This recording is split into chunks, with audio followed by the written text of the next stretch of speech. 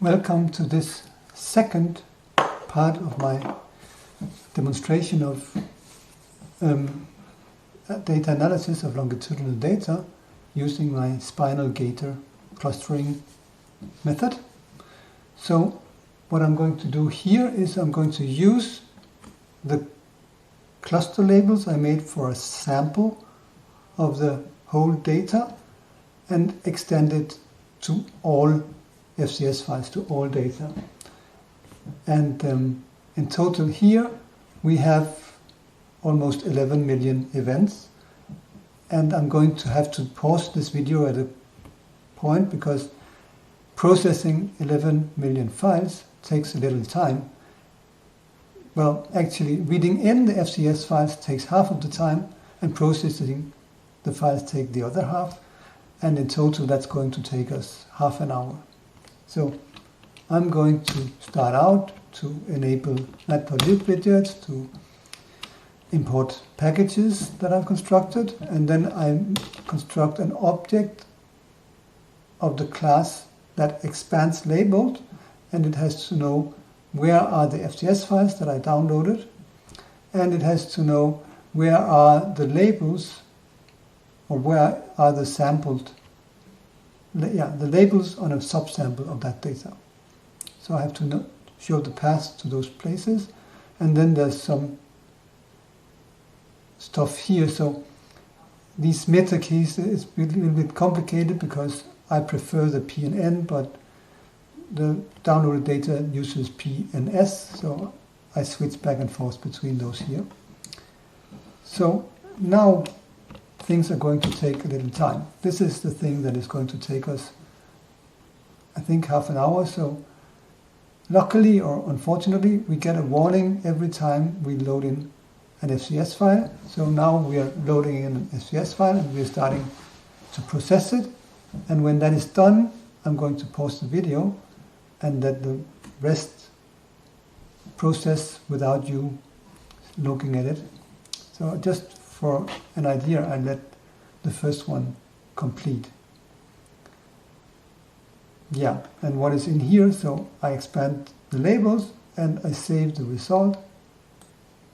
So the expanded labels in a file that corresponds to the file name of the S file where, that the labels belong to. So we are waiting and waiting, and this was it. Now it's time to post the video. We processed the first of, I think it's 26 files. So after some minutes in a dark room, I'm back, and let's see what happened. So our script finished after 15 minutes.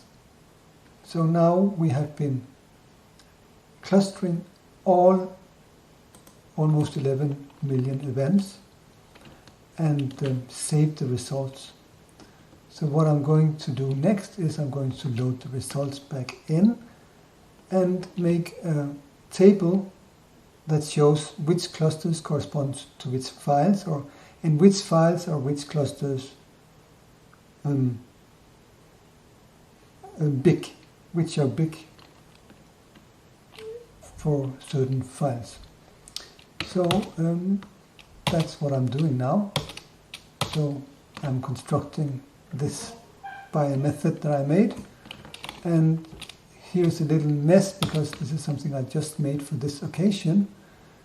Here are the results, and we see that we see that some clusters are standing out in that they kind of discriminate between top and bottom. So this cluster, number 9, is discriminating like that. And then we can also, with a little bit of goodwill, say that number 16 is discriminating, but in the opposite way, that for the antibody-treated samples, the expression, the number of cells in cluster 9 is relatively big, and the number of cells in clusters 16 and 19 are relatively small. And we can also say that cluster number 3 has a tendency of being like that, but not as strong. Even cluster number 2 has some discrimination between top and bottom.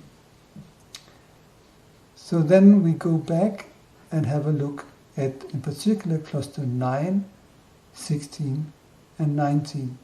What kind of cells are they? So now we go to the other thing we had. We had heat map. Here's a U map, but we also had a heat map where we can see the clusters. Here it's a little bit hard, and here it's even harder. So what did I say? I said 19, didn't I? I think I said 19. I said 19 and 16. So I think I'm going to take a look at only 19.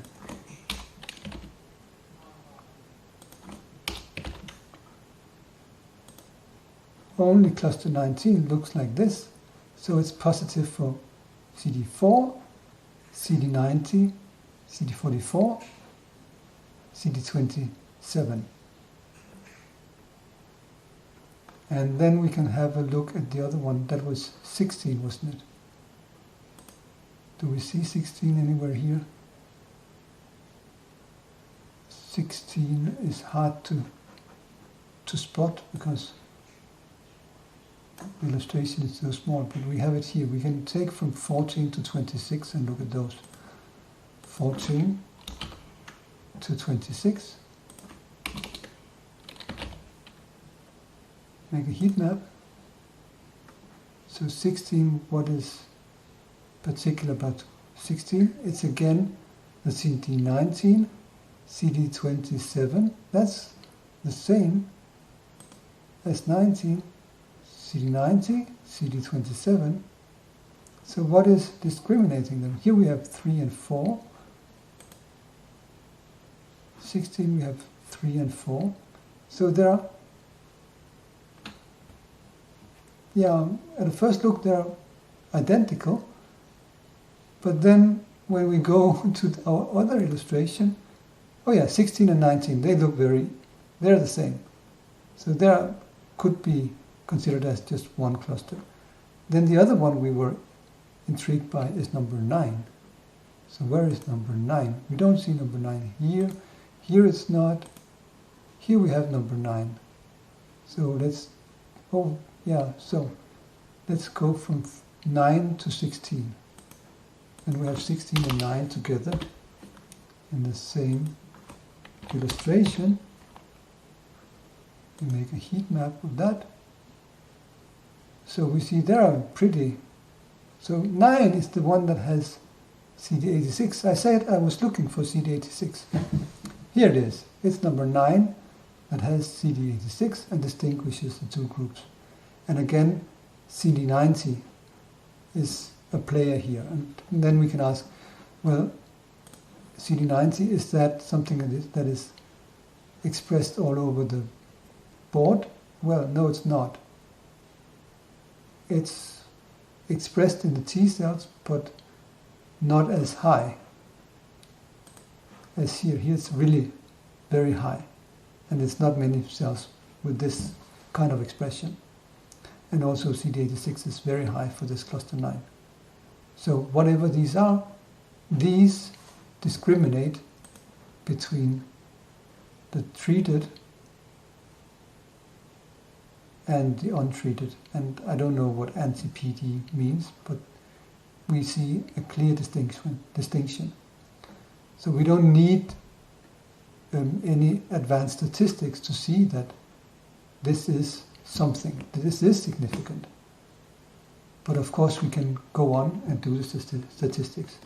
So this was what I had to show you. Thank you if you managed to watch everything I've done here. And I hope you find this interesting, and if you would like to use it, please don't hesitate to contact me, then we'll find a way. I don't know how, but we'll find a way for you to use this on your data, or for me to analyze your data with this system, with this method. Have a good time.